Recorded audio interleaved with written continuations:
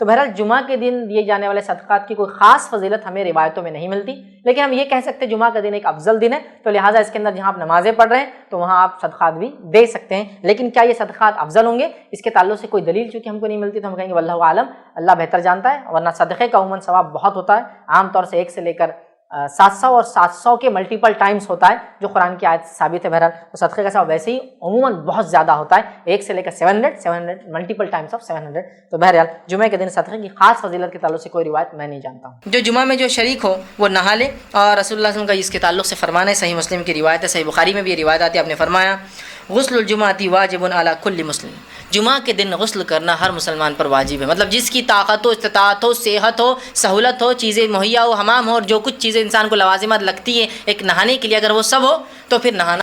تو جمعہ کے دن کچھ نہ ہو تو کم از کم جمعہ کو نہانا ہے، غلط فہمی کا کوئی شکار نہ ہو کہ صرف جمعہ کو نہانا ہے، کچھ نہ ہو تو، چونکہ عرب کے علاقوں میں پانی کی قلت تھی، تو اگر کوئی انسان پانی کی قلت بھی ہو تو اتنا پانی ہفتے بھر میں سیو کر سکتا ہے، بچا سکتا ہے کہ ایک بار تو بھی کم از کم نہائے۔ الحمدللہ ہم جن علاقوں میں رہتے ہیں یہاں پانی کی بکثرت فراوانی ہے، اور جس علاقے میں اللہ کے رسول صلی اللہ علیہ وسلم اور دیگر صحابہ بھی رہے تھے آج وہاں بھی پانی کی بہت زیادہ فراوانی ہے، بہت آیت ہے۔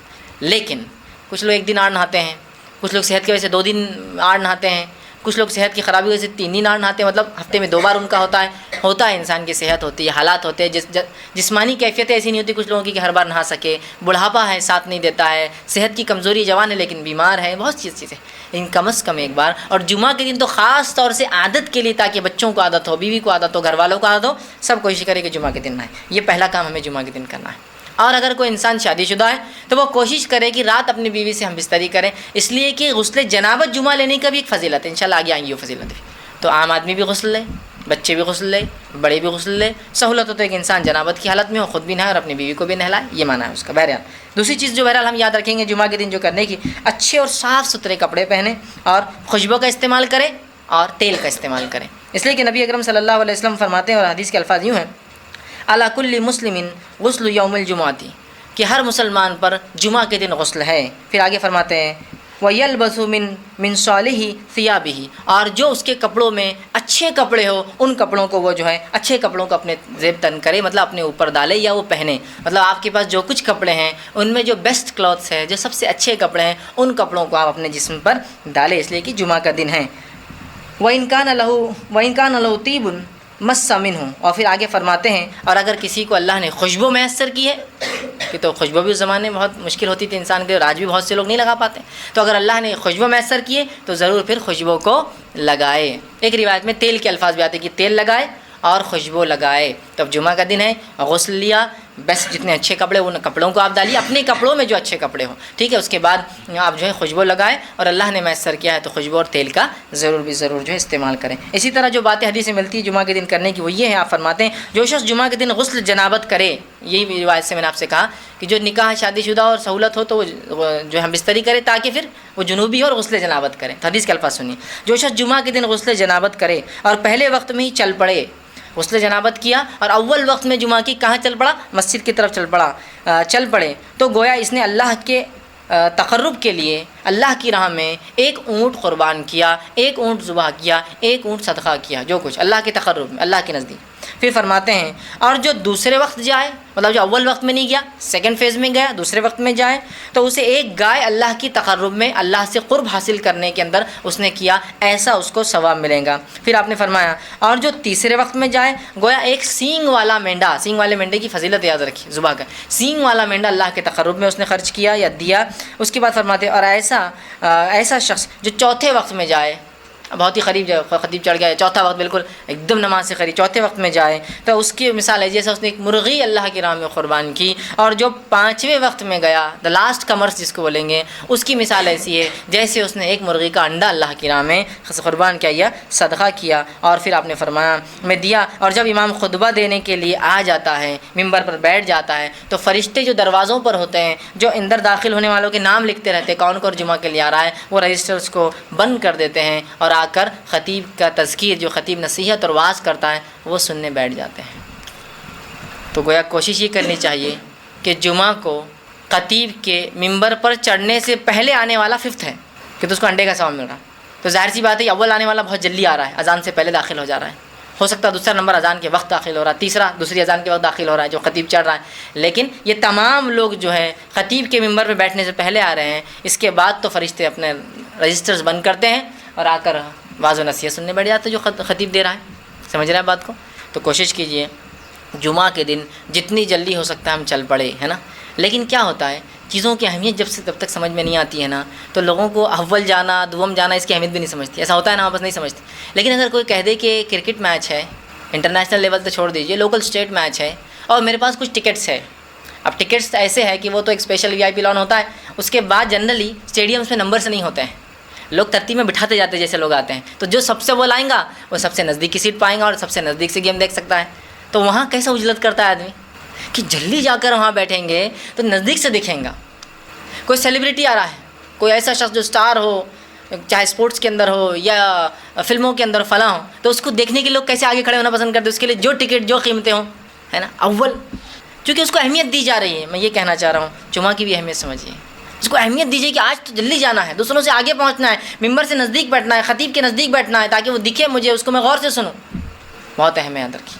تو کتنی باتیں آ گئی اس حدیث کے اندر، جنابت کا غسل لے، جلدی جائے، 5 وقت بتا دیے گئے، پہلے وقت میں جانے والا اونٹ کی قربانی کے برابر ثواب، گائے کی قربانی کے ثواب، مینڈے کی قربانی کا ثواب، مرغی اور پھر انڈے کا آخری، اور اس کے بعد تو پھر رجسٹر کلوز ہے، فرشتے جا کر سنتے بیٹھ جاتے ہیں جو خطیب واعظ و نصیحت کرتا ہے۔ اسی طرح جو ہم کو جمعہ میں کیے جانے والے اعمال کے تعلق سے پتہ چلتا ہے وہ یہ ہے کہ مسجد میں داخل ہونے کے بعد جتنی نوافل آسانی سے ہو سکیں اتنے پڑھیں، اس لیے کہ نبی اکرم صلی اللہ علیہ وسلم نے اس کا ارشاد، اس کا حکم دیا۔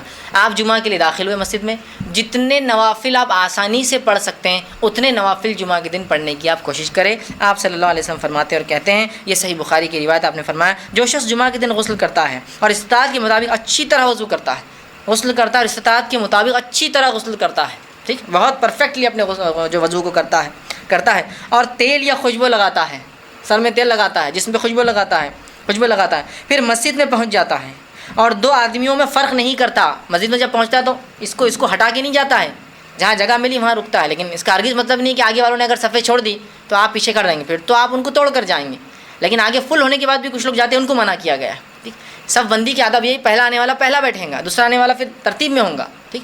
ہاں بس دینی مجالس میں الٹا ہوتا ہے، لوگ پیچھے سے بھرتے ہیں، دنیا مجالس آگے سے بھرتی ہے، کھانے میں آپ پیچھے رہنا چاہتے ہیں آگے رہنا چاہتے ہیں، دعوت میں اگر دروازہ کھل رہا ہے تو آپ پیچھے رہنا چاہتے ہیں آگے رہنا چاہتے ہیں، آگے، لیکن دینی مجلس میں اگر کوئی دروازہ کھول رہا ہے تو آرام۔ اور جمعہ کے دن تو جب دوسری اذان کے بعد وآخر دعوانا ان الحمد للہ رب العالمین بولتے دکان چھوڑ کے بھاگتے آتا ہوں، چونکہ آپ کو معلوم ہو گیا آپ خطیب ختم کیا، اب جماعت کھڑی ہونے والی ہے اور اتنے 10-15 سیکنڈ میں پہنچ جاتا ہوں۔ دینی مجالس میں پیچھے رہنا چاہتے ہیں، دنیائی مجالس میں آگے، منسٹر آ رہا ہے آگے رہنا چاہتے ہیں پیچھے رہنا چاہتے ہیں، آگے رہنا چاہتے ہیں۔ ہاں کوئی عالم دین آ رہے ہیں تم مل لو، میرے کو کیا ضرورت ہے نا، یہ لوگ ویسے ہی بور کرتے ہیں، عالم دین یہ بتاتے ان سے ملنے کے لیے، سمجھ رہے آپ؟ تو ہم نے دین کو سیکنڈ دیکھیے، ہم نے انکانشیسلی بولیے، سمجھداری سے یا غیر سمجھی طور سے دین کو دوسرا تیسرا پتہ نہیں کیا درجہ دے دیا، جبکہ سب سے اول ہونا چاہیے تھا، ٹھیک۔ تو آپ فرماتے ہیں مسجد پہنچتا ہے، 2 آدمیوں میں فرق نہیں کرتا، ان کو ہٹاتا نہیں ہے، اور جو اس کے لیے مقدر ہے نماز پڑھتا ہے، مطلب نوافل ادا کرتا ہے، اسی سے میں نے کہا جتنی ہو سکے اتنی نوافل میں اضافہ، مقدر پڑھتا ہے، پھر امام کے خطبے میں خاموش رہتا ہے، کوئی آواز نہیں کرتا، سنتا ہے غور سے، خاموش رہتا ہے مطلب غور سے سنتا ہے رہتا ہے، تو اگلے جمعے تک اس کے گناہ تمام معاف کر دی جاتے ہیں، سوائے اس کے کہ وہ کبیرہ گناہ کوئی نہ کرے۔ ایک جمعے سے دوسرے جمعے تک اگر نماز میں آتا ہے، اول آتا ہے، نہا کر آتا ہے، خوشبو لگاتا ہے، تیل لگاتا ہے، جلدی پہنچتا ہے، لوگوں میں فرق نہیں کرتا، جہاں جگہ ملی بیٹھ جاتا ہے، غور سے خطیب کو سنتا ہے، خطبے پہ وہ کرتا ہے، جتنی ہو سکے اتنی نوافل نماز اضافہ کرتا ہے، تو اللہ آنے والے جمعہ تک کے تمام گناہوں کو معاف کرتا ہے، صغائر صرف یہ ضروری ہے کہ وہ کبیرہ گناہ نہ کرے، ہے نا۔ کتنی فضیلت ہے جمعہ کی، اور کیے جانے والے اعمال بھی دونوں ایک ساتھ آ رہے ہیں، اس لیے میں نے فضیلت میں الگ سے روایتیں نہیں رکھی، یہ فضیلت بھی ہے اور کیے جانے والے اعمال بھی ہے، ٹھیک۔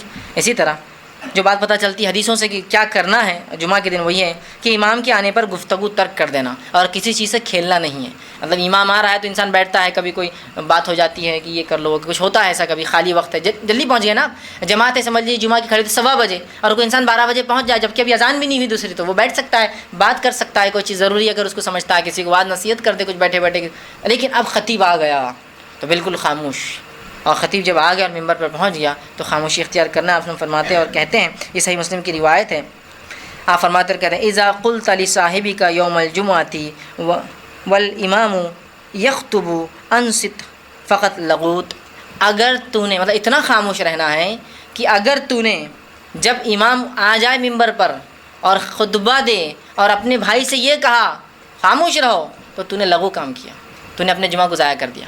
اب آپ کہیں گے یہ کیسی بات ہے کہ ایک آدمی دوسرے آدمی کو کہہ رہا ہے خاموش رہو، تو اس میں کیا غلطی ہے؟ اس میں بڑی حکمت ہے، بڑی حکمت ہے۔ ایک آدمی مسجد میں آ کے نیوسنس کریٹ کر رہا ہے، کچھ بھی باتیں کر رہا ہے نا، لیکن اس کی آواز ایک آدمی کی ہے۔ اب اگر پوری مسجد بولیں گے شش شش شش تو پھر کیا ہوگا؟ پوری مسجد نیوسنس کریٹ کرنا شروع کر دیں گے۔ حکمت کیا کہی گئی؟ اس کو کہنے دو، تم کچھ مت کہو اسے، اس لیے کہ اگر تم اس کو خاموش کہو گے خاموش بیٹھو، تم نے لغو کیا۔ پھر ایک بچہ چلا رہا ہے، ایک کی آواز ہے، اگر اس کو بڑا بچے گا چھپ جمعہ کی نماز خاموش بیٹھ، اس سے ہوں گا کیا؟ دو ہوں گے۔ پھر وہ دوسرا دیں گا جمعہ ہے نا تم کو سمجھتا نہیں کہ خاموش رہنا، تیسرا بولیں گے ارے یار تم لوگ پورے آواز کر رہے، جمعہ کے دن خطیب کھڑا ہے، پھر خطیب پریشان ہے کہیں کیا چل رہا ہے اس مسجد کے اندر یار، کوئی سننے کو تیار ہے نا۔ تو کیسی حکمت ہے کہ کوئی کسی کچھ نہ کہے، آٹومیٹک سب خاموش ہو جائے، کوئی آواز کر رہا ہے کرنے دیجیے، آپ خاموش رہیے، آپ کی خاموشی اس کے لیے دلیل ہے خاموش ہونے کی۔ تو اتنا جمعہ کا ادب ہے اور اتنا خطیب کی خطبہ دیتے وقت خاموش رہنا ہے کہ آپ کسی کو اس کی غلطی پر ٹوک بھی نہیں سکتے یا اس کو یہ بھی نہیں کہہ سکتے تم خاموش بیٹھو، اس لیے کہ تمہارا یہ بولنے سے پوری مسجد ڈسٹرب ہونے والی، خاموش رہو۔ تو تم نے بھی لغو کیا، اور آگے روایت میں آئیں گا جس نے لغو کیا جمعہ کے دن اس کی جمعہ نہیں ہوتی۔ پھر کتنی اہم بات ہے نا، بالکل آواز نہیں کرنا ہے، خاموشی سے بیٹھنا ہے، ٹھیک، اور کسی قسم کی چیزوں سے کھیلنا نہیں۔ ایک روایت میں فرمایا جو جمعہ کے دن نماز کے لیے آئے اور کنکریوں سے کھیلے، کیونکہ اس زمانے مسجد نبوی ریت تھی، اس میں ریت تو کنکری ہوتی ہے اس کے اندر، کنکریوں سے کھیلے، اس نے لغو کیا، اور جس نے لغو کیا اس کا جمعہ نہیں۔ اب آج کے زمانے میں چٹائی سے کھیل سکتے ہیں، ہے نا، کچھ بھی مطلب نماز کا وقت ہے اور کچھ بھی پتہ نہیں عجیب و غریب لوگ جو حرکتیں کرتے رہتے ہیں، جس کی کوئی انتہا نہیں۔ تو یہ لغویات ہے، یاد رکھیے۔ ایک مرتبہ ایک مسجد میں نے دیکھا کہ اے سی چل رہا اور اے سی نیچے سے کالمس میں سے ہوا آ رہی ہے اس کے اندر، تو ایک جناب وہ نماز خطبہ خطیب دے رہا ہے اور وہاں کھیل رہے، ہوا اتنی اچھی آ رہی، دستی سکھا رہے ہیں، پھر اس پہ کھیل رہے ہیں، وہ دستی اڑ کر اوپر آ رہی ہے، اس کو وہ کر رہے ہیں، پھر ان کے بچے نے بھی دیکھ لیا، اس نے بھی ٹیشو پیپر لا کے اندر ڈال رہا ہوا، ہوا نکل کے آ رہی ہے اسے، یہ بھی لغو ہے۔ شطرنجیوں سے کھیلنا لغو ہے نا۔ اسی طرح کنکریاں اگر آپ کسی میدان میں پڑے تو لغو ہے، کسی چیز کو بیٹھے بیٹھے آپ بس کوریدتے رہتے، یہ سب لغو ہے۔ مطلب یہ کہ کانشیسلی یا انکانشیسلی خطبہ سننا ہے، تم کہیں بھی اپنے ہاؤ باؤ ہاتھ پیر کہیں بھی نہ ہو، پورا کانسنٹریٹ خطیب کی طرف، اور ظاہر سی بات ہے جب کوئی چیز سے انسان کھیلے گا تو اس کا تھوڑی کانسنٹریشن ادھر رہے گا، ہے نا۔ تو کہا کھیلنے سے بھی منع کیا اور خاموش بٹھانے سے بھی منع کیا۔ اسی طرح آپ نے اور فرمایا اور کہا ممسل حسا فقد لغا ومن لغا فلا جمعۃ لہ، جس نے جو ہے کنکریوں سے کھیلا جمعہ کے دن، جو کہ اس زمانے کنکریاں تھیں، تو اس نے جو ہے لغو کیا، اور جس نے لغو کیا اس کا جمعہ نہیں ہوتا۔ کتنی اہم بات ہے نا، کتنی اہم بات ہے۔ اب ہمارے پاس اللہ رحم کرے کچھ لوگوں کو تو ہند پاک میں ہم دیکھتے عادت ہی ہوتی ہے صرف چلانے کی، مسجد میں یہ نہیں ہے چٹائی لاؤ یہ فلاں کرو۔ آپ کر سکتے جمعہ میں چٹائی میں کمی ہے، آواز برابر نہیں آ رہی، لیکن یہ بالکل خاموشی سے آپ جائیں گے، چٹائی لائیں گے، بچھائیں گے، چونکہ ضروری ہے باہر گرمی ہے، دھوپ کی شدت ہے، آدمی نیچے نہیں بیٹھ سکتا، لیکن چلانا چیخنا، پورا مینجمنٹ اپنی جو ہے پورا اس کو کہیں گے لیڈرشپ دکھانا شروع کر، جمعہ چل رہا اور لیڈرشپ چل رہی ان کی ادھر، یہ بچھاؤ، سمجھتا نہیں کہ ہمارے اتنے لوگ آتے ہیں مسجد میں، یہ ان کا اپنا چلتا رہتا ہے۔ یہ جمعہ کے بعد بھی ہو سکتا ہے، یہ بعد میں مینجمنٹ کو بولا جا سکتا ہے، اتنے ہی شدت سے بولا جا سکتا ہے، بعد میں تو لوگ اور زیادہ ہوں گے اگر آپ کو لوگوں کو بتانا ہی ہے تو، لیکن وہاں ہم کرتے چونکہ ہم کو ادب بھی نہیں پتہ جمعہ کا، ٹھیک۔ تو کہا پھر اس نے لغو کیا، اور جس نے لغو کیا اس کا جمعہ نہیں ہوتا ہے، ٹھیک۔ اسی طرح فرماتے ہیں اگر کوئی شخص مسجد میں اس وقت آتا ہے جب امام خطبہ دے رہا ہے تو اسے پہلے تحیۃ المسجد پڑھنا ہے اور پھر نیچے بیٹھنا ہے، سیدھا نہیں بیٹھنا ہے، اس لیے کہ نبی اکرم صلی اللہ علیہ وسلم نے اس تعلق سے فرمایا، اور آپ کے زمانے میں ہوا یہ کہ ایک شخص آیا، آپ نے فرمایا اذا جاء احدکم اليوم الجمعۃ والامام یخطب، کہ تم میں سے جب کوئی شخص مسجد میں داخل ہو اور امام خطبہ دے رہا ہو تو آپ نے فرمایا فلیرکع رکعتین ولیتجوز فیہما، کہ تم میں سے کوئی شخص مسجد میں داخل ہو جب خطیب خطبہ دے رہا ہے تو وہ کیا کرے کہ وہ جو ہے 2 رکعتیں پڑھ لے، ہلکی پڑھے لیکن بہت لمبی نہیں، ہلکی 2 رکعتیں پڑھ لے اور وہاں جو ہے بیٹھ جائے تخفیف کے ساتھ، ہلکی 2 رکعتیں پڑھ لے اور پھر بیٹھ جائے، ہے نا۔ کیا فرمایا آپ نے کہ اگر تم میں سے کوئی شخص مسجد میں داخل ہو، امام خطبہ دے رہا ہو تو تم 2 رکعتیں ہلکی پڑھو اور پھر کیا کرو وہاں بیٹھ جاؤ۔ ہمارے پاس کیا ہوتا ہے خطبہ چل رہا ہے تو نماز نہیں پڑھ سکتے، تو پھر وہ خطبے میں آتا ہے ایسا جھکتے جھکتے آتا اور اندر گھس جاتا خطبے میں، اس کے بعد پھر خطیب خطبے کے بعد، اچھا یہ خطبہ اردو ہے عربی بھی نہیں، یہ بولتے ہیں جس نے نماز نہیں پڑھی پڑھ لے، تو پھر سب پوری مسجد اڑ جاتی، اور ایسا لگتا ہے کبھی کوئی نیا آدمی کو جماعت کھڑی ہو رہی ہے وہ بیچارہ کھڑے ہو جاتا ہے، اگر سمجھو وہ غیر اردو زبان کا آدمی ہے، اس کو لگتا ہے سب کھڑی ہو رہی ہے، وہ بھی کھڑا ہو جاتا ہے، بعد میں دیکھتا سب اپنی اپنی نماز مان رہے ہیں، ہر آدمی اپنی اپنی کر رہا ہے۔ اور اس عمل کی وجہ سے کہ دوران خطبہ ہمارے پاس روکا جاتا ہے نماز پڑھنے سے، جبکہ رسول اللہ نے حکم دیا۔ بلکہ آپ ایک بار جمعہ کا خطبہ دے رہے تھے، ایک شخص آ کر بیٹھ گیا، آپ نے کہا ایک شخص نماز پڑھ لے پھر بیٹھ، وہ شخص کھڑا ہوا، نماز پڑھا اور پھر بیٹھ گیا۔ آپ نے اسے پڑھنے کا حکم دیا نماز، تاکہ وہ تحیۃ المسجد پڑھے اور اس کے بعد بیٹھے۔ ہمارے پاس یہ حال ہے کہ کوئی آ کر اگر نماز پڑھے، ارے خطبہ چلا رہا ہوں اردو، ویسے خطبہ جمعہ کے 2 ہونا چاہیے، ہمارے پاس خطبہ جمعہ کے 3 ہوتے ہیں، ہے نا؟ ایک اردو میں پہلی اذان کے بعد ممبر سے نیچے، ایک عربی میں دوسری اذان کے بعد ممبر کے اوپر، پھر خطیب بیٹھتا ہے بیچ میں ایک بار پھر کھڑا ہوتا ہے، پھر وہ تیسرا ہوتا ہے، مطلب دوسرا خطبہ عربی میں ممبر پہ سے۔ جبکہ رسول اللہ کے زمانے میں خطبے صرف 2 ہوا کرتے تھے۔ اب دوسری اذان کے بعد، مطلب معاف کرنا، آپ کے زمانے میں تو دوسری اذان نہیں ہوتی، ایک ہی ہوتی، اذان کے بعد خطیب کھڑا ہوتا سیدھا ایک، اس کے بعد بیچ میں بیٹھ کر اٹھتا 2۔ تو دوسرے خطبے کی مطلب پہلا جو اردو میں ہے، جو کہ خطبہ ہے بھی نہیں مسنونہ، جو ممبر سے ہٹ کر کرسی بیٹھ کر ایک ساتھ دیتے رہتے ہیں، جبکہ سنت ہے کہ ممبر پہ چڑھ کے دیا جائے، یہ ایک نئی بدعت ہے ہمارے پاس جو ایجاد کر دی گئی۔ اور حد یہ ہے کہ پھر اس میں نماز نہیں پڑھنے دے رہے آپ۔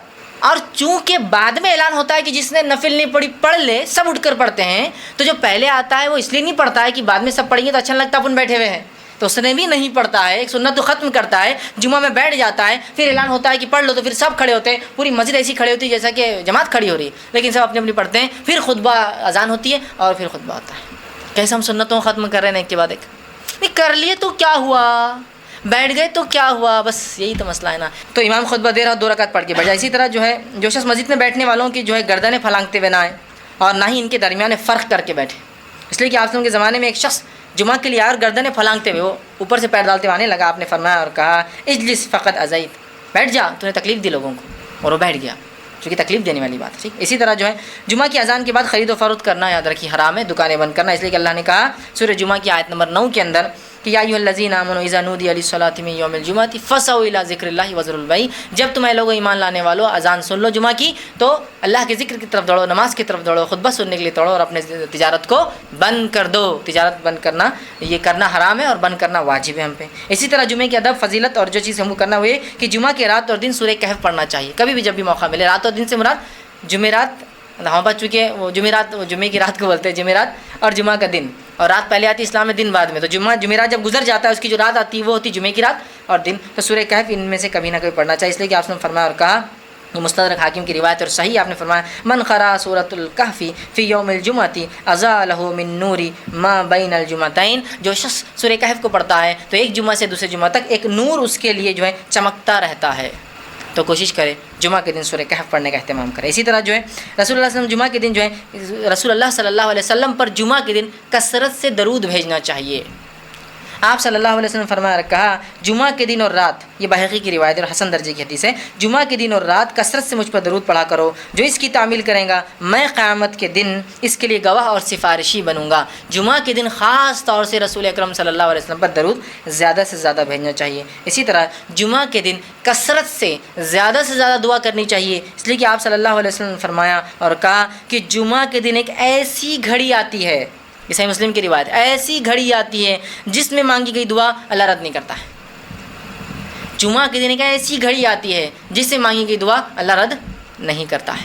کچھ علماء نے لکھا یہ خطیب کے ممبر پہ چڑھنے سے لے کر اترنے تک کا بیچ کا وقت ہے، اور کچھ نے کہا کہ یہ عصر سے مغرب کے بیچ کا وقت ہے، واللہ عالم، ہم نہیں جانتے، لیکن آپ جب وقت ملے جمعہ کے دن کثرت سے دعا کرتے رہیں۔ تو آئیے جمعہ کے دن کیا کیا کام کرنا ہے وہ ایک بار فہرست رکھ دیتا ہوں۔ پہلے غسل لینا ہے، پہلا کام جو کرنا غسل لینا ہے، ہو سکے تو غسل جنابت لیا جائے، ٹھیک ہے، بیوی سے ہم بستری کی جا رہا تو غسل لینا ہے یا غسل جنابت لینا ہے۔ دوسرا کام جو ہے اچھے کپڑے پہننا ہے جو کچھ میسر ہو۔ تیسرا کام خوشبو لگانا ہے اللہ نے دیا تو۔ چوتھا کام جو ہے تیل لگانا ہے، اللہ رب العزت نے استطاعت دی ہے تو۔ پانچواں کام جو ہے وہ یہ ہے کہ جنوبی ہونا، اللہ اگر جنابت میں اگر لیتا تو اچھی بات ہے۔ چھٹی چیز یہ خطبے سے پہلے مسجد میں آنا، یہ بڑا افضل ہے۔ ساتویں چیز یہ کہ جمعہ سے پہلے جو ہے جتنی ہو سکتی اتنی نوافل کا اہتمام کریں۔ آٹھویں چیز جو ہے خاموشی کے ساتھ خطیب کا خطبہ سنیں، اس سے نزدیک بیٹھے، اس کی طرف دیکھتے رہیں۔ اسی طرح دو آدمیوں کے بیچ میں جو ہے نویں چیز فرق نہیں کرنا ہے یا ان کے بیچ میں نہیں بیٹھنا ہے۔ دسواں کام یہ ہے کہ خطبے میں جو ہے بات چیت نہیں کرنا ہے، خاموشی اختیار کرنا ہے۔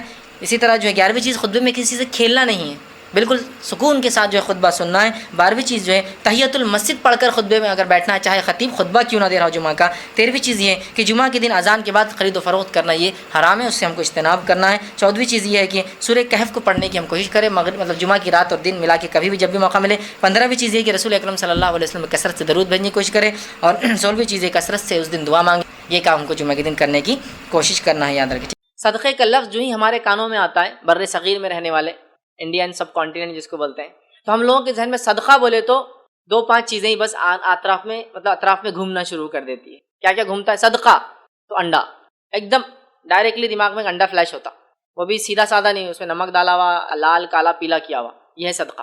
صدقہ تو آپ کے ذہن میں ایک دم مرغی فلیش کر رہی جو منگل اور ہفتے کے دن سڑک پہ آپ کو دکھتی، کالی ہو تو بڑا صدقہ، خطرناک صدقہ ہے، الٹے پر کی ہو تو اور بھی ڈینجر صدقہ ہے، تو یہ صدقہ بولتے ہیں ذہن میں۔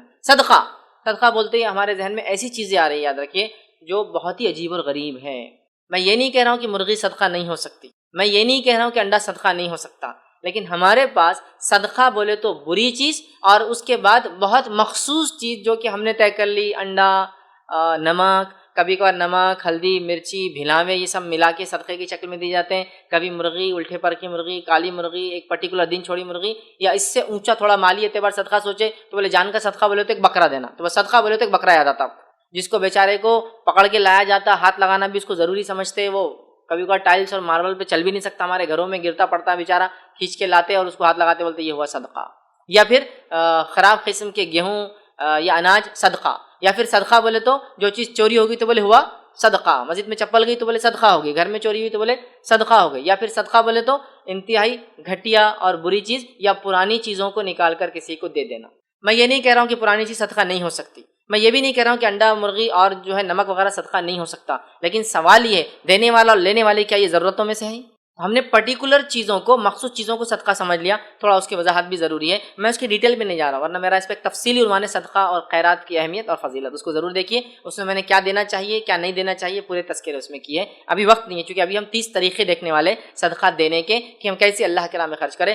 اللہ رب العزت نے اپنی کتاب کی شروعات میں اس کی فضیلت بیان کر دی کہ مال خرچ کرنے کی فضیلت کیا، اور صدقہ بھی مال خرچ کرنے میں ایک ٹائپ ہے، کیونکہ مال خرچ کرنے میں زکوٰۃ بھی ہے، اللہ کی راہ میں خرچ کرنا ہے، صدقہ ہے، اور صدقے کی کئی اقسام ہیں، جیسا صدقہ ایک تو فرض ہوتا ہے جس کو آپ زکوٰۃ کہیں گے، صدقہ ایک تو واجب ہوتا ہے جیسے صدقۃ الفطر ہے، اور صدقہ ایک تو نفل ہوتا ہے جس کو اردو زبان میں خیرات بولتے ہیں، ٹھیک؟ تو زکوٰۃ کو بھی صدقہ کہتے ہیں، واجب صدقے کو بھی صدقہ کہتے ہیں، اور نفل صدقے کو بھی صدقہ کہتے ہیں، یاد رکھیں، ٹھیک ہے؟ تو اللہ نے تعریف کی اس کے راہ میں خرچ کرنے والوں کی، اور کیا کہا؟ وَمِمَّا رَزَقْنَاهُمْ يُنْفِقُونَ۔ سورہ بقرہ شروعات ہو رہی ہے، اللہ فرما رہا ہے الف لام میم کہ اس کتاب کا اللہ کی طرف سے ہونے میں کوئی شک نہیں ہے، ھدی للمتقین، متقین کے لیے ہدایت ہے، الذین یؤمنون بالغیب، متقین وہ ہے جو ایمان لاتے ہیں غائب پر، اور اس کے بعد اللہ نے فرمایا اور وہ جو ہے نماز قائم کرتے ہیں اور اللہ نے جو دیا ہے اس میں سے خرچ کرتے ہیں، سمجھ رہے آپ کہ یؤمنون بالغیب، غیب پر ایمان لاتے ہیں، اور ویقیمون الصلاۃ، اور نماز قائم کرتے ہیں، اور ومما رزقناہم ينفقون، اور جو اللہ نے دیا اس میں سے خرچ کرتے ہیں۔ تو گویا قرآن کی شروعات میں ہی دینے والوں کی تعریف ہو گئی، پھر یہ نفل صدقہ دیتے ہو، واجب ہو یا فرض ہو، یا الٹا گنے تو فرض ہو، واجب ہو یا نفل ہو، ان کی تعریف کر دی گئی خرچ کرنے والوں کی، اور ایک صفت بتا گئی متقین کی کہ وہ اللہ کی راہ میں خرچ کرتے ہیں۔ تو لہٰذا ہمیں خرچ کرنے کا جذبہ پیدا کرنا چاہیے۔ اللہ کی راہ میں خرچ کی کیا فضیلت ہے، چونکہ آج یہ عنوان نہیں ہے، میں اس پہ عنوان دے چکا ہوں، آپ ضرور میرا یہ عنوان سنیں، اللہ کی راہ میں خرچ کرنے کی فضیلت۔ اس میں آپ کو تمام چیزیں پتہ چلیں گی کہ خرچ کرنے کے کیا فائدے ہوتے ہیں، جس سے میں نے زکوٰۃ کو چھوڑ کر باقی تمام مال کو خرچ کرنے کے بارے میں تذکرہ کیا ہے۔ تو آئیے آگے بڑھتے ہیں۔ تو صدقہ یاد رکھیے بڑا اجر و ثواب والا معاملہ ہے۔ اب صدقہ کسے کہتے ہیں، مختصر سا ڈیفائن کرنے کی کوشش کرتا ہوں، اس کا ڈیفینیشن، تعریف، مختلف علماء نے مختلف تعریف دی ہے، میں اس کا ایک ڈیفینیشن جو آسان آپ کے لیے سمجھنے کے لیے ہوں گا وہ ڈیفینیشن آپ کے سامنے رکھتا ہوں۔ صدقہ کیا ہے؟ صدقہ وہ چیز ہے جس کو انسان اپنے مال سے اللہ تعالیٰ کا قرب حاصل کرنے کے لیے خرچ کرتا ہے، چاہے وہ پھر فرض ہو یا نفل۔ صدقہ وہ چیز ہے، وہ مال ہے جو بندہ اللہ تعالیٰ سے نزدیکی حاصل کرنے، قرب حاصل کرنے کے لیے خرچ کرتا ہے، چاہے فرض ہو چاہے نفل ہو، یاد رکھیں۔ اب اسے صدقہ کیوں کہا جاتا ہے؟ تو علماء لکھتے ہیں صدقہ اس لیے کہا جاتا ہے کہ صاحب صدقہ کر کے یہ جتلانا چاہتا ہے کہ وہ جنت کا سچا متلاشی ہے، کیونکہ صدقہ صدق سے آتا ہے، سچائی سے آتا ہے۔ تو صدقہ دینے والا صدقہ دے کر یہ اعلان کرتا ہے، یہ جتلاتا ہے کہ اللہ میں سچے دل سے جنت کا طلبگار ہوں، اس لیے تیری راہ میں صدقہ کرتا ہوں، سمجھا؟ اسی لیے اس کو صدقہ کہا جاتا ہے۔ یا اس بات پر صدقہ دلالت کرتا ہے کہ جو صدقہ کرنے والا صدقہ کرتا ہے وہ حقیقت میں اپنے ایمان کا اظہار کرتا ہے، مطلب اپنے ایمان میں سچا ہونے کا دعویٰ کرتا ہے۔ صدقہ سچ سے آتا ہے، یاد رکھیں، صدق ہے نا، صادق، سچ بولنے والا، اسی سے لفظ آتا ہے نا، صدیق، جیسا ابوبکر صدیق رضی اللہ عنہ، سمجھا؟ تو گویا صدقہ دینے والا اللہ سے قرب حاصل کرنے کے لیے مال خرچ کرتا ہے، فرض ہو یا نفل ہو. اور صدقے کو صدقہ اس لیے بھی کہا جاتا ہے کہ وہ بندہ اعلان کرتا ہے اے اللہ میں سچے دل سے جنت کا متلاشی ہوں، یا وہ اعلان کرتا ہے کہ میں ایک سچا ایمان والا ہوں، چونکہ تیرے دین نے مجھے حکم دیا، تو نے اپنے نبی کے ذریعے مجھے حکم دیا، میں جو ہے اس کو خرچ کر رہا ہوں، دیکھ تو نے حکم دیا اور میں خرچ کر رہا ہوں. تو یہ ہوا صدقہ، اس کا مختصر سا تعارف، ڈیفینیشن جو آپ کے سامنے میں نے رکھا. آئیے صدقے کا اجر و ثواب کیا ہے. حالانکہ ہمارا عنوان آج فضیلت وغیرہ نہیں ہے، لیکن میں 3 سے 4 اجر و ثواب رکھوں گا تاکہ ایک مائنڈ فریش ہو ہمارا کہ صدقہ ماشاءاللہ کیا کیا بینیفٹس دیتا ہے. اس کے تو لاتعداد بینیفٹ ہیں، ان لاتعداد میں سے ان کاؤنٹیبل بینیفٹس میں سے، فائدوں میں سے، فضائل میں سے میں 2 سے 4 ہی رکھوں گا انشاءاللہ. وہ سن کے ہی آپ کہیں گے ماشاءاللہ یہی بہت ہے، اور بھی ہے تو پھر تو بڑی بات، یہی بہت ہے. آئیے سنتے ہیں. متفق علیہ روایت ہے، صحیح بخاری و صحیح مسلم کی حدیث ہے. نبی اکرم صلی اللہ علیہ وسلم فرمایا، ابو ہریرہ رضی اللہ عنہ حدیث کے راوی و فرماتے کہتے ہیں رسول اکرم صلی اللہ علیہ وسلم ارشاد فرمایا جو شخص اپنی حلال کمائی سے کھجور کے برابر خیرات کرے، مطلب صدقہ دے، جو شخص کھجور کے برابر، یا کھجور سمجھ لیجیے، کھجور کے برابر کوئی چیز اللہ کی راہ میں صدقہ کرے، خیرات کرے، اور اللہ حلال مال کو ہی قبول کرتا ہے. دیکھیے صدقے کی کنڈیشن بھی آ گئی، کتنا بھی دے سکتے آپ، چاہے کھجور دینا ہے تو کھجور کے سائز کے برابر کوئی چیز، یا کھجور کے ویلیو کے برابر کوئی چیز، یا کھجور کے سائز ویلیو کے برابر مطلب اتنی قیمت کی کوئی چیز، ایک کھجور اگر دیتا ہے، لیکن کنڈیشن اللہ حلال کو ہی قبول کرتا ہے. بہت سارے لوگ حرام کماتے ہیں اور اللہ کے نام میں خوب خرچ کر کے یہ سوچتے ہیں شاید یہ خرچ سے وہ حرام بھی حلال ہو جائے گا، نہیں ہوتا. ٹھیک، اللہ تعالیٰ حلال مال کے علاوہ قبول نہیں کرتا ہے. پھر اللہ تعالیٰ اس کو اپنے دائیں ہاتھ میں لے لیتا ہے. اللہ تعالیٰ حدیث میں آ رہا ہے کہ اللہ تعالیٰ اس کو اپنے سیدھے ہاتھ میں لے لیتا ہے، یاد رکھیے اپنے دائیں ہاتھ میں لے لیتا ہے. ٹھیک ہے، اور اللہ تعالیٰ اس کو اپنے دائیں ہاتھ کے ساتھ جو ہے قبول کر لیتا ہے. پھر اس خیرات دینے والے کے لیے اسے پالتا ہے، اور ایسے پالتا ہے جیسے تم میں سے کوئی شخص اپنے بچڑے کو پالتا ہے. بچڑا سمجھتے ہیں آپ؟ کاف، یا جس کو کہیں گے جانور کا چھوٹا بچہ، چاہے وہ اونٹ کا ہو، چاہے وہ گائے کا بچہ ہو، بچڑے کو آپ پالتے ہیں. تو ایک انسان جس کے پاس جانور ہو اور وہ جانور بچہ دے دے، کیسے پالتا ہے؟ میرے لیے بہت مشکل ہے ڈیفائن کرنا، لیکن جو جانور پالتے ہیں وہ لوگ بہت اچھے سے سمجھ سکتے ہیں وہ کیسے پالتا ہے. کیسے سنبھالتا ہے نا، پیدا ہوتے ہی اس کو نہلانا دھلانا، اس کو ٹائم پہ کھلانا، اس کی ماں کا دودھ پلانا، اس کو لے کر گھومنا، اس کی کیئر ٹیک کرنا. کتے تو پیچھے لگ جا رہے، گر تو نہیں جا رہا، اور گر گیا تو زخم کرتے لوگ جو گاؤں میں رہتے. آج کل چونکہ ہم لوگ گاؤں میں نہیں رہتے تو ہم کو یہ بچڑا وغیرہ پالنا، اس کی کیا اہمیت ہوتی ہے. جب جانور بچہ دیتا ہے کیا خوشی ہوتی ہے انسان کو جب جانور بچہ دے دیتا ہے. سمجھ رہا؟ وہ آدمی پھولا نہیں سمجھتا. سمجھ رہا بات؟ ٹھیک ہے. بہرحال تو اللہ تعالیٰ اس صدقے کو قبول کر لیتا ہے، اور پھر کیا کرتا ہے؟ اس کو اپنے سیدھے ہاتھ سے اور ایسے پالتا ہے جیسے تم میں سے کوئی شخص اپنے بچڑے کو پالتا ہے. آگے نبی اکرم صلی اللہ علیہ وسلم فرماتے ہیں پھر اس کو خیرات دینے والے کے لیے پالتا ہے جیسے کہ تم میں سے کوئی اپنے بچڑے کو پالتا ہے، یہاں تک کہ اس کا ثواب یا صدقہ پہاڑ کے برابر ہو جاتا ہے. اتنے اچھے سے پالتا ہے کہ وہ صدقہ جو ایک کھجور تھا پہاڑ کے برابر ہو جاتا ہے.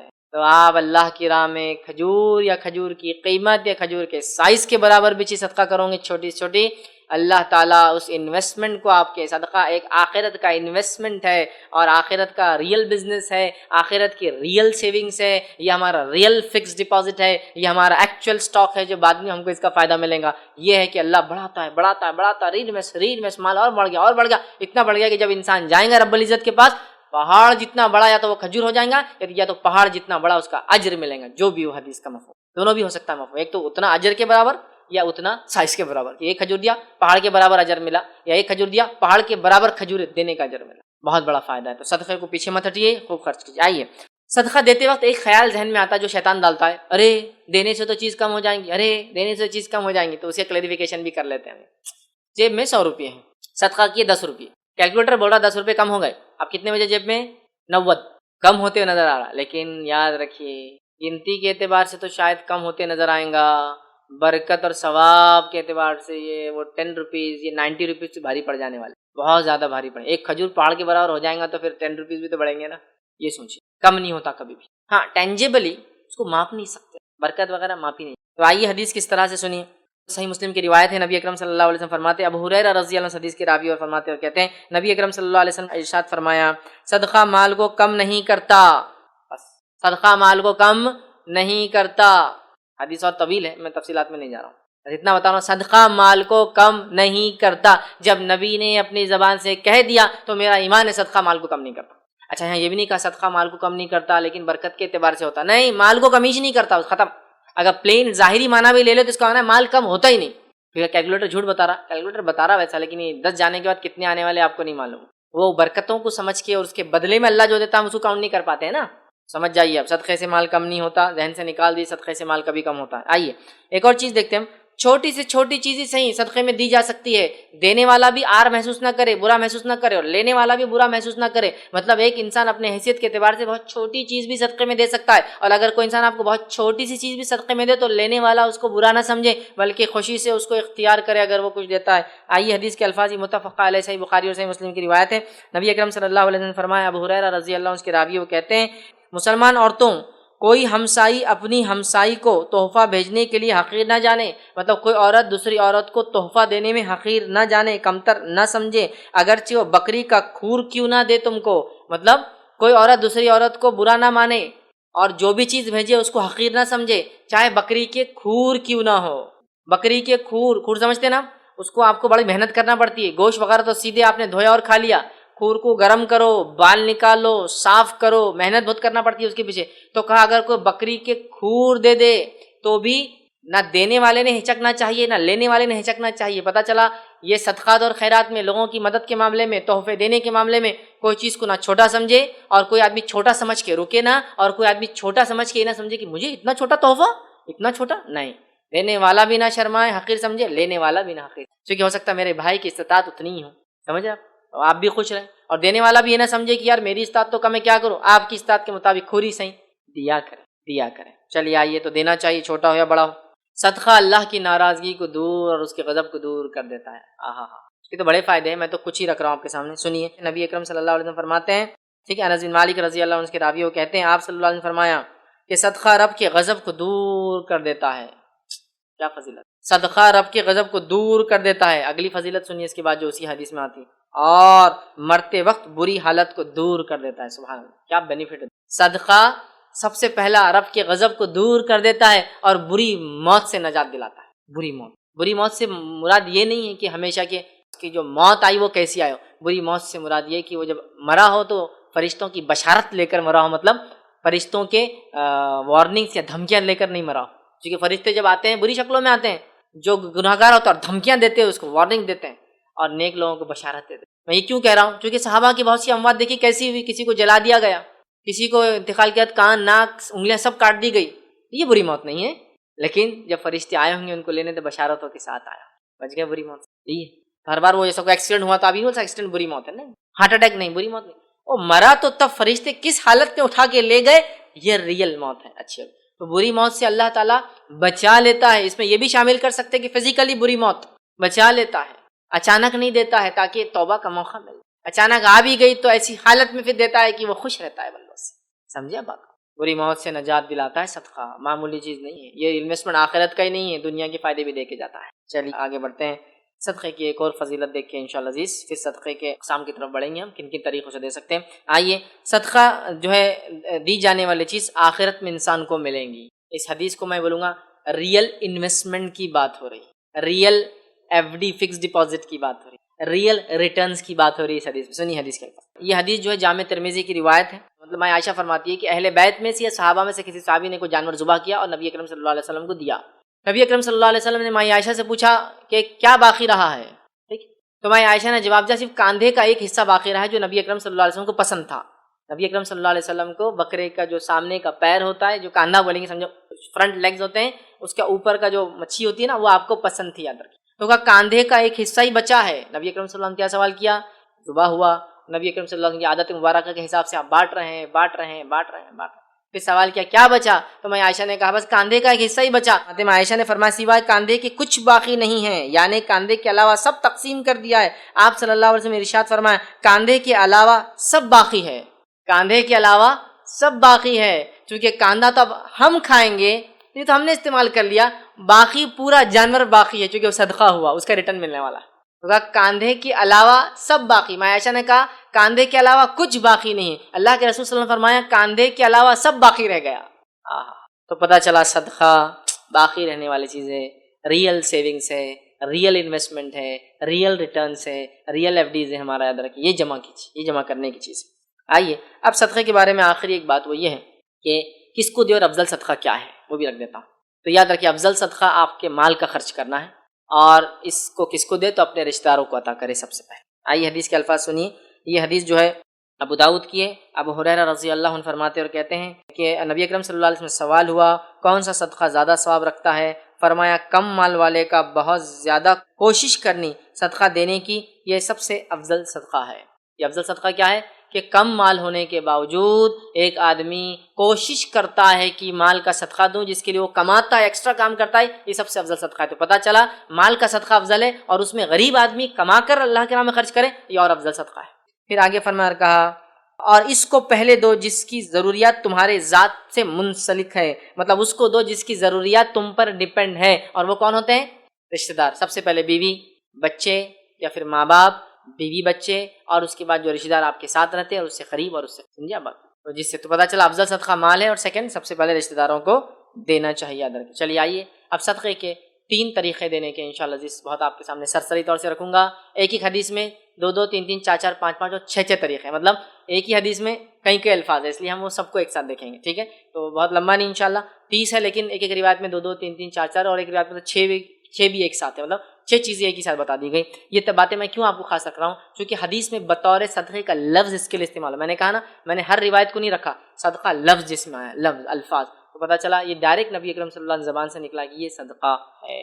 چلیے آئیے، اور اس میں بلا تفریق مالدار اور غریب سب یہ صدقہ دے سکتے۔ میں جو صدقے کی بات کروں گا نا، آپ اور میں سب دے سکتے ہیں، چاہے میری بات سننے والا امیر ہو یا غریب ہو، سب دے سکتا ہے۔ مختلف صدقے کے طریقے انشاءاللہ عزیز آج ہم دیکھیں گے۔ آئیے پہلی روایت ہم دیکھیں گے، یہ صحیح بخاری اور صحیح مسلم کی متفقہ علیہ روایت ہے۔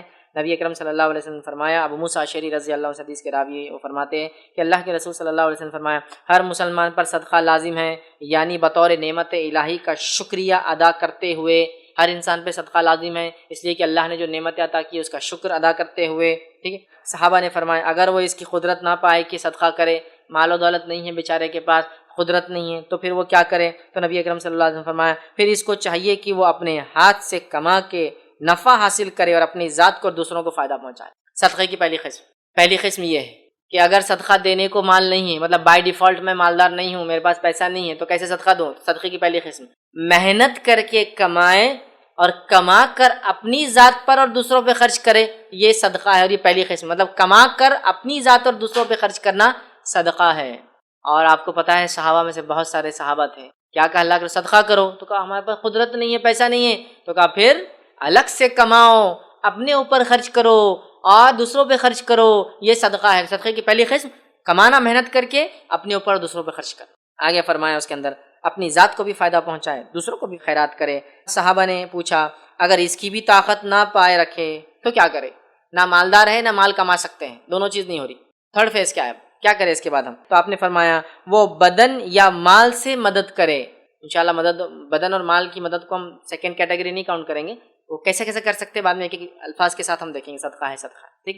بدن اور مال سے اس کی مدد کرے، یا پھر غمگین حاجت مند کی مدد یا مال کے ذریعے غمگین حاجت مند کی مدد کرے۔ کیا الفاظ ہے؟ دوسرا صدقہ کہ اپنے مال سے اور جسم سے غمگین حاجت مند کی مدد کرنا، یہ دوسری قسم ہے۔ اپنے مال سے اور جسم سے غمگین یا حاجت مند کی مدد کرنا، پریشان حال، غمگین پریشان انسان کی مدد کرنا۔ کیسے؟ اپنے مال سے اور اپنے جسم سے، ہیلپ کر کے، سامان اٹھا کر، سامان چڑھا کر، لفٹ دے کر، ہے نا، چیزوں میں مدد کر کے، پہچان کے ذریعے، وسیلوں کے ذریعے غمگین مددگار کی مدد کرنا، دوسرے صدقے کی قسم ہے۔ اس کے بعد صحابہ نے عرض کیا کہ اگر یہ بھی نہ کر سکے تو فرمایا نیکی کا حکم کرے، ٹھیک ہے؟ صحابہ نے کہا اگر یہ بھی نہ کر سکے تو فرمایا باز رکھے اپنے آپ کو دوسروں کو تکلیف دینے سے، یہ تیسری قسم صدقے۔ اپنے شر سے دوسروں کو محفوظ رکھنا بھی صدقہ ہے نا؟ کچھ لوگ ہوتے ہیں مال دولت سب ہے، اتنے شر پسند ہوتے ہیں، لوگوں کو زندگیوں کا جیلن کر دیتے ہیں۔ اپنے شر سے دوسروں کو محفوظ رکھو، پیسے نہیں بھی ہے، جسمانی مدد نہیں بھی کر سکتے، مالی مدد نہیں بھی کر سکتے، پہچان سے مدد نہیں کر سکتے، تو بھیا یہ مدد ضرور انسانیت کی کرو، یہ صدقہ تو دو، کم از کم اپنے ذات سے کسی کو اذیت نہ دو، یہ بھی صدقہ ہے۔ تیسری قسم، تو اس حدیث کے اندر 3 قسمیں آگے۔ ایک پہلا کہ انسان جو ہے کما کر جو ہے لوگوں کو کھلائے، ٹھیک ہے، اپنے کمائی سے، مطلب خود محنت کرے، اپنے آپ پہ خرچ کرے، دوسروں پہ خرچ کرے۔ دوسری قسم اس کے اندر ہم نے جو دیکھی ہوئی کہ غمگین حاجت مند کی مدد کرے مال سے اور جسم سے۔ تیسری قسم دیکھی اپنے نفس کی شرارتوں سے دوسروں کو محفوظ رکھنا بھی صدقہ ہے۔ آئیے صدقے کی چوتھی قسم کیا ہے جو ہم خرچ کر سکتے ہیں، چوتھا طریقہ جن سے ہم صدقہ کر سکتے ہیں، حدیث میں جو الفاظ آتے ہیں وہ یہ ہے۔ یہ روایت جو متفق علیہ صحیح بخاری اور صحیح مسلم کی روایت ہے، حدیث کے الفاظ اس طرح سے، ابو ہریرہ رضی اللہ عنہ اس کے راوی کہتے ہیں آپ صلی اللہ علیہ وسلم نے ارشاد فرمایا آدمی کے بدن کے ہر جوڑ پر صدقہ ضروری ہے، یعنی ان کے مقابلے میں اس کو ہر جوڑ کے مقابلے میں صدقہ کرنا ہے۔ حدیث میں آتا ہے کہ جس میں جتنے جوڑ ہیں اتنے جوڑوں کی طرف سے دن بھر میں انسان کو صدقہ کرنا ضروری ہے، اگر ایسا کریں گا تو اس دن وہ جہنم کی آنکھ سے محفوظ رہیں گا۔ ٹھیک ہے، تو کہا اس کے ہر جوڑ کی طرف سے مقابلے میں صدقہ ضروری ہے۔ ہر روز جب سورج طلوع ہوتا ہے تو دو شخصوں کے درمیان عدل کرنا یہ بھی صدقہ ہے، چوتھے صدقے۔ دو لوگوں کے بیچ میں انصاف کرنا یہ بھی صدقہ ہے، سمجھ رہے ہیں؟ یہ بھی صدقہ ہے، اس کو مال کی ضرورت نہیں ہے کہ تو ہو سکتا ہے دونوں سامنے والے مالدار ہوں، ان کو یہ آپ کے مال کے صدقے کی ضرورت نہیں، یا پھر دونوں مالدار نہ ہو، غریب ہو، لیکن آپ بھی غریب ہو آپ دے نہیں سکتے ہو، یا وہ مالدار ہے اور آپ غریب ہیں، یہ صدقہ تو آپ مالدار کو بھی غریب دے سکتا ہے اگر اللہ نے اس کو حکمت اور دانائی دی ہے، انصاف کرے لوگوں میں۔ اور ایک آدمی اگر جج ہے، منصف ہے، حاکم ہے، پنچ ہے، لیڈر ہے، اگر وہ انصاف کرتا ہے تو صدقہ کر رہا ہے، لوگ اپنی پوزیشن کا صحیح فائدہ اٹھائے۔ چلیے آگے بڑھتے ہیں، تو چوتھا صدقہ ہوا لوگوں میں انصاف عدل کرنا، یہ بھی صدقہ ہے۔ پھر آگے فرمایا آدمی کی مدد کرنا، اس کو جانور پر سوار کر دینا، پانچویں قسم صدقے کی، آدمی کی مدد کرنا کہ اس کو اس کے جانور پر سوار کر دینا، فزیکل ہیلپ۔ کوئی آدمی ہے جانور پر سوار نہیں ہو پا رہا، جانور کو بٹھا کے سواری کرا دینا۔ آج کے زمانے میں کوئی بوڑھا انسان گاڑی چلا رہا ہے اور گاڑی بند ہو گئی، سیلف سٹارٹ گاڑی نہیں ہے بیچارے کی، تو کک مار کے دے دینا، وہی ہے نا، اس کو سوار کر دینے میں بیچارے کو اس تاکہ سواری پہ سوار ہو جائے یا سواری چل پڑے، اس کو سہولت دے دے۔ سوار کرنے میں یہ بھی شامل ہے کہ اس کی زین باندھ دینا، تو ہم کہہ سکتے ہیں آج کے زمانے میں ٹھیک ٹھاک کر کے اس کو بٹھا دینا یا کہیں چھوڑ دینا، سمجھ رہے بات؟ تو آپ فرماتے پانچواں صدقہ آدمی کی مدد کرنا، اس کے جانور پر اس کو سوار کر دینا، ٹھیک ہے۔ اسی طرح چھٹی چیز صدقے کی طریقہ جو ہے وہ یہ سوار کر دینا یا اس پر سامان لاد دینا، چھٹا قسم صدقے کی طریقہ آدمی کا سامان جانور پر لاد دینا۔ اس زمانے میں جانور تھے، آج کہوں گا آدمی کا سامان اس کی سواری پہ لاد دے، سمجھو کوئی آدمی بھاری سامان کار میں لے جا رہا ہے، اب کار دور ہے تو آپ وہاں تک پہنچا دیں، وہاں تک پہنچا دیں۔ ہماری لیکن فطرت کیا ہوگی، میں یہ صدقہ بھی نہیں کر سکتا ہوں، ارے بھائی اس کو تو مال بھی نہیں لگتا، اور کبھی کبھار سامنے والے کو مال کی ضرورت ہی نہیں، مالدار انسان ہے۔ آپ اگر گلف میں چل جائے، یورپ امریکہ میں چل جائے، ہندوستان میں بھی کئی علاقوں میں دیکھیں لوگ مالدار ہیں لیکن جسمانی کمزوری ہے، نوکر چاکر ملتے نہیں ہیں، پورٹرز یا سامان اٹھانے کو حمال نہیں ہوتے ہر جگہ، وہ بیچارے وہ گاڑی میں لے جاتے ہیں، لیکن کئی جگہ کارٹ بھی نہ چلے، وہ گاڑی نہ چلے تو ٹرالی، تو پریشان کھڑے رہتے ہیں۔ آپ نے سامان اٹھایا، اس سے نہ عزت میں کمی ہوں گی آپ کے، نہ کوئی آپ کو حمال سمجھے گا انشاءاللہ، مسئلہ نہیں، اس میں لوگ سمجھ یہ تو مدد کر رہے ہیں، بڑھ کے کرو، ٹھیک ہے۔ تو وہ کوئی بھی ہو سکتا ہے، وہ حاملہ عورت کی مدد ہو سکتی ہے، بوڑھے انسان کی مدد ہو سکتی ہے، بچے کی مدد ہو سکتی ہے، وہ مدد کا مستحق انسان بیمار وغیرہ اس کی ہو سکتی ہے۔ تو ایک تو آدمی کو اس کی سواری پہ سوار کرنا، پانچواں طریقہ، چھٹا طریقہ اس کے سامان کو اس کے جانور پر لاد دینا یا اس کے سامان کو سواری پہ سوار کر دینا، ساتواں طریقہ، اور اچھی بات کرنا بھی صدقہ ہے، ساتواں طریقہ صدقہ ہے، اچھی بات بھی کرنا صدقہ ہے۔ آج دنیا میں ہر آدمی دوسرے سے عزت ہی طلب کر رہا ہے بھائی، ہر کوئی پیسے کا بھوکا نہیں ہے۔ یہاں دو عزت لوگوں کو، اچھی بات کرو، اگر تم اس نیت سے اچھی بات کرتے ہو کہ میرے دین نے اس کا حکم دیا اخلاق حسنہ کا، اچھی بات کا، تو اللہ تعالیٰ صدقہ لکھیں گا تمہارے نام اعمال میں، سمجھ رہے ہیں؟ اچھی بات کرو، یہ عادت ڈالنا آسان نہیں، اچھی بات کرنے کی ٹف ہے۔ جتنی بھی باتیں آئی نا صدقے کی سب ٹف ہے۔ آج ہم کسی کو سواری پہ سوار نہیں کرنا چاہتے، آج ہم کسی کی مدد کرنا نہیں چاہتے جسمانی، آج کسی کے سامان کو ہاتھ بھی لگانا پسند نہیں کر سکتے۔ اچھی بات تو بہت مہنگی چیز ہے بھائی، دنیا میں آج کل اچھے الفاظ کسی سے سن لینا کان کو ایسا خوشی ہوتی ہے، کہاں سے الفاظ آ رہے ہیں یار، کون بول رہا ہے، ایسے زمانے ہو رہا ہے۔ اور میں نے دیکھا جو لوگ بااخلاق اچھی عادت کے حامل ہوتے ہیں نا، کبھی غلطی سے غلط لفظ بھی نکلے تو آپ کے ساتھ ہی نکلتے ان کے منہ سے۔ میں نے دیکھا ایک بار دو لوگ لڑائی کر رہے تھے، بڑے اچھے اخلاق والے تھے، لیکن انسان ہے، ہو جاتی ہے، چڑ گئے تھے تو گالی بھی آپ کے ساتھ ہی دے رہے تھے، آپ کی یونیک، کیونکہ ان کے اخلاق ہی ایسے تھے کہ برائی کو بھی وہ برے انداز سے نہیں بول پا رہے تھے، اس میں بھی آپ بول رہے تھے۔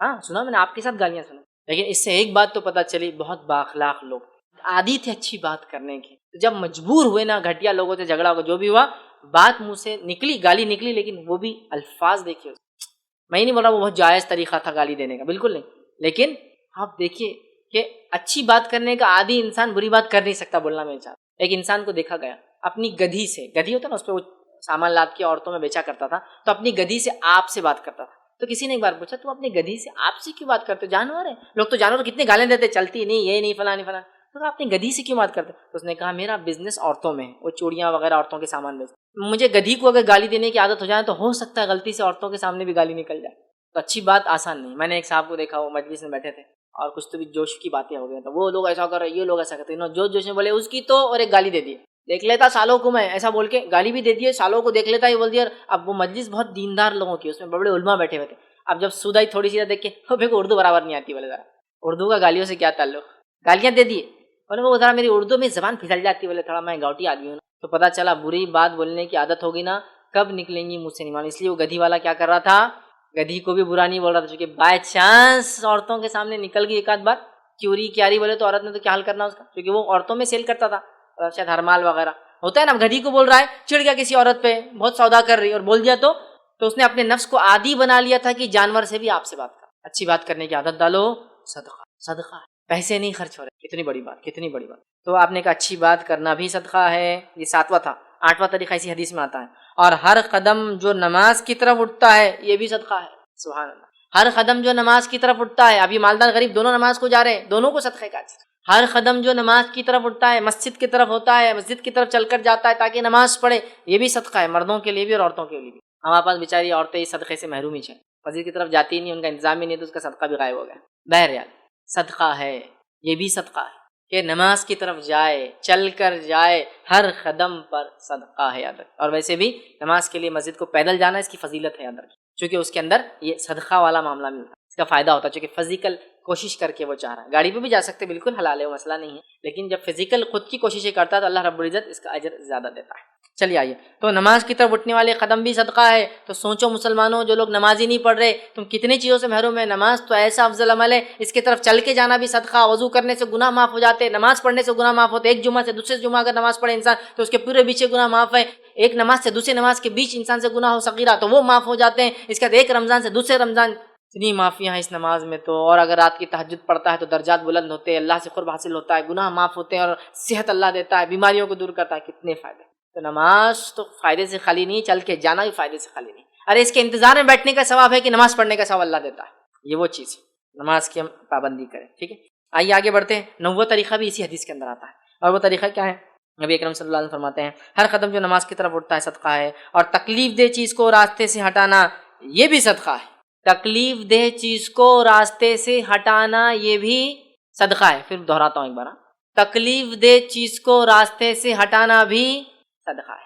ہم تو تکلیف دہ چیزوں کو راستے میں ڈالنے کے ماہر ہے نہیں ہے.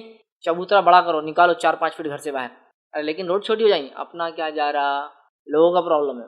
حالانکہ صدقے کے علاوہ یہ ایمان کا حصہ بھی، ایمان میں آپ کو راستے کو صاف رکھنا. اللہ کے رسول صلی اللہ علیہ وسلم فرماتے ہیں ایمان کی 70 سے زیادہ 77 more than 77 تک شاخیں ہیں. افضل شاخ لا الہ الا اللہ، ادنا شاخ 77 راستے سے تکلیف دہ چیز کو ہٹانا.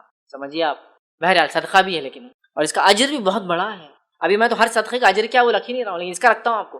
راستے سے تکلیف چیز ہٹانے کا کیا اجر ہے؟ نبی اکرم صلی اللہ علیہ وسلم فرماتے ہیں ایک انسان راستے سے گزر رہا تھا پچھلی قوم میں ہم سے، اس نے راستے میں ایک ٹہنی دیکھی، کانٹے دار، بہت بڑا جھاڑ نہیں تھا، ٹہنی سمجھو. اپنے ہمارے ہندوستان کے علاقے میں ببول بہت کامن ہے، جس کو کانٹے ہوتے ہیں، اور بہت کامن ہوتا ہے، کٹ جاتا ہے، کہیں بھی ملتا ہے، کہیں بک جاتا ہے. سمجھ لو ٹہنی جس پہ کانٹے تھے وہ ملی، اس نے اس کو اٹھا کے بازو کر دیا، اللہ نے اس کی مغفرت کر دی. مغفرت کا معنی ہوتا ہے پچھلے گناہ صاف، معاف، اور جو الفاظ ہو سکتے ہیں وائپ آؤٹ، اریزڈ. مغفرت تب تک کہ جس ایج میں تھا معافی پا گیا. لیکن اس کا الٹا بھی میں آپ کو سمجھا سکتا ہوں.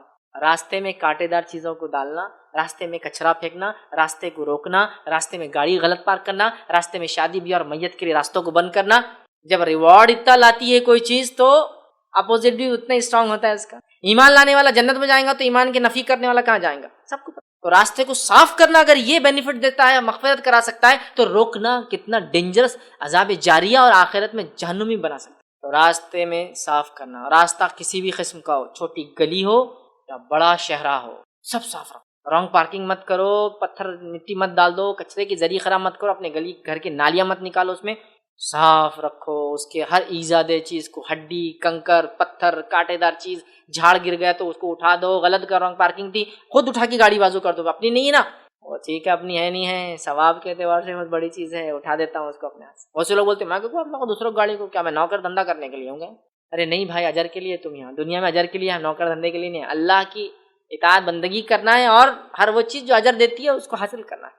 راستے سے تکلیف سے ہٹانا 9واں پوائنٹ تھا، 9واں طریقہ تھا. آئیے آگے بڑھتے ہیں 10ویں طریقے کی طرف صدقہ دینے کے. نبی اکرم صلی اللہ علیہ وسلم فرماتے ہیں، یہ مسلم کی روایت ہے، آپ صلی اللہ علیہ وسلم فرمائے، عائشہ اس کی راویہ، وہ کہتی ہے کہ ہر آدمی کے اندر 360 جوڑ ہوتے ہیں، بس جو شخص اللہ اکبر کہتا ہے الحمدللہ کہتا ہے، لا الہ الا اللہ کہتا ہے، سبحان اللہ کہتا ہے، استغفار کرتا ہے، ٹھیک ہے، لوگوں کے راستے سے ایجاد چیز کو دور کرتا ہے. تو دیکھیں اس روایت کے اندر 4 الفاظ ہیں، مطلب اللہ کا ذکر کرنا بھی صدقہ ہے. کون کون سی چیزوں کو صدقہ کہا؟ اللہ اکبر، الحمدللہ، اس کے بعد نبی کا لا الہ الا اللہ، سبحان اللہ اور استغفار. 5 چیزوں کا آپ نے کہا صدقہ ہے، یہ اللہ کا ذکر ہے. 5 چیزوں کو ایک ہی اس میں ڈال دے رہا ہوں. تو 10واں ہے اللہ کا ذکر کرنا صدقہ ہے. پھر آگے فرمایا لوگوں کے راستے سے ہڈی یا کانٹا ہٹا دینا صدقہ ہے.